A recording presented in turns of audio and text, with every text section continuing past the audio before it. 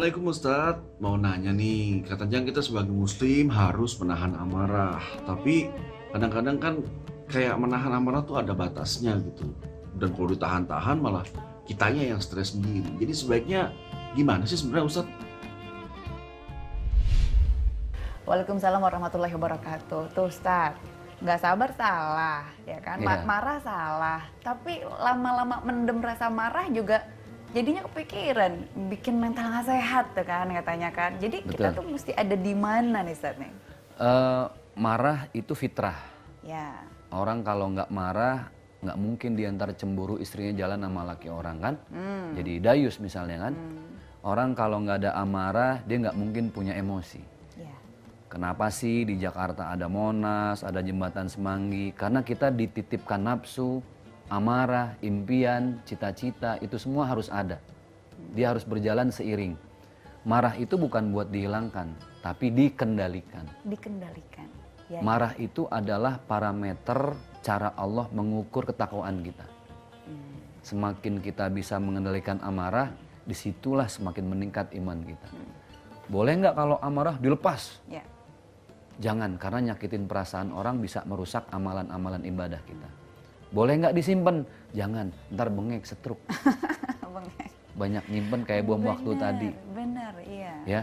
Terus bagaimana caranya? Allah sudah menjelaskan wasyawirhum fil amri. Ya, Kalau ada masalah, tabayun, duduk bareng, cari inti masalahnya. Akar masalah. ya.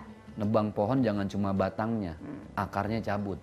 Nyelesain masalah jangan cuma di sosmed, temuin orangnya, kelarin di situ. Itu baru yang diajarkan oleh agama Islam. Ya. Makanya buat sahabat-sahabat Hikmah, kalau mau nyelesain masalah jangan pakai di WhatsApp deh. Kita nggak pernah ngelihat seolah-olah bahasanya cuek karena persepsi kita yang lagi nggak baik, mood. Ya, ya, ya. Bisa jadi dia biasa aja. Atau sebaliknya, orang kok manis banget di WhatsApp padahal hatinya nggak begitu. Kan akan jauh lebih bagus kata Rasulullah, wajahan biwajhin. Ketemu, selesain masalah bareng-bareng. Itu udah paling solutif banget. Sesuatu yang paling nikmat. Kenapa sih kita dikasih mulut sama Allah? Buat nyelesain masalah. Kenapa sih kita dikasih pikiran sama Allah? Supaya bisa timbang-timbang. Jangan-jangan ini fitnah dan gibah, nggak sesuai kenyataan. Kenapa sih kita dikasih hati? Supaya bisa memaafkan kalau memang orang itu salah. Dan berkenan minta maaf kalau emang kita di posisi yang salah. Itulah kenapa Allah berikan anggota tubuh, panca indera, Allah berikan pikiran dan hati supaya seimbang semua. Kan ada yang bilang, ya namanya sabar tuh ya ada batasnya lah. Nah, kalau seorang muslim ada batas sabarnya di mana, Sat? Baik, jadi ini satu hal yang menurut saya tergantung kacamatanya juga ya, Ya. cara pandang. Orang yang semakin ingin akrab dengan Allah, dia selalu berusaha istiqomah dalam kesabaran. Sabar itu gampang, tapi konsekuensi dengan sabar itu yang susah. Misalnya, contoh, kita bisa sabar dengan bawahan, atau kita bisa sabar dengan atasan. Wow, ya namanya atasan kita sabar dong, tapi kalau mau bawahan kita juga marah, bersama aja dong. Iya. Iya kan? Berarti sabar itu adalah sesuatu yang harus kita tempatkan kepada siapapun dan dimanapun karena Allah. Itu yang dibilang sabar tidak berbatas. Dimarahi siapapun ya kita tetap sabar. Bawahan komplain pun tetap sabar. Kan posisi sabar itu sahabat hikmah bukan hanya ketika dimarahin. Tapi ketika kita mau marah sama bawahan juga tetap harus sabar. Mikirnya gini aja, iya ya harus ada atasan, ada bawahan. Orang juga kemana-mana begitu.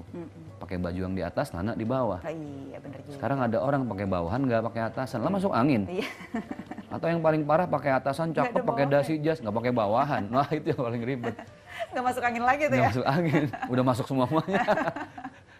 Nah makanya paling nikmat itu hidup dalam kesabaran. Nggak pernah pusing deket sama Allah, nggak pernah iri, ngelihat orang lebih dari kita hartanya, sabar. Ngelihat orang julid sama kita, sabar. Nah, sabar ini memang betul. Kunci utama meraih hidup berkah dunia akhirat itu, ya sabar. Nah ini baru pengen saya tanyain, Sat. Apa sih keistimewaan yang akan kita dapat kalau kita bisa jaga sabar? Oke. As-sabru kas-sabri murrun fi madzaqatihi. Ini pepatah Arab ya. As-sabru kas-sabri. Sabar itu udah kayak jamu, pahit. Ya. Kita nahan kesel, ya tahu sendiri udah kayak apa kan. Ya lagu mau tabok ini orang, misalnya begitu kan. Tapi subhanallah, ternyata di balik kesabaran kita itu akhirnya orang semakin cinta sama kita. Ketika orang semakin cinta sama kita, itu kan sesuatu yang lebih manis dari madu. Ahlan minal asal.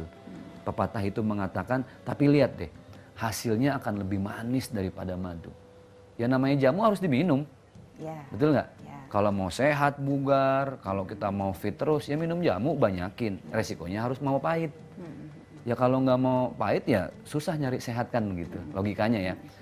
Maka tidak akan pernah menjadi orang yang merugi, mereka-mereka orang yang selalu istiqomah dalam kesabaran. Wah, ini ada satu ujian kesabaran, salah satu yang paling susah nih, Ustaz. Iya. Yaitu adalah ujian kesabaran menghadapi anak. Wah, yuk para orang tua merapat ya. Kita akan membahas, ini ada kisah yang seru untuk kita bahas nanti usai jeda.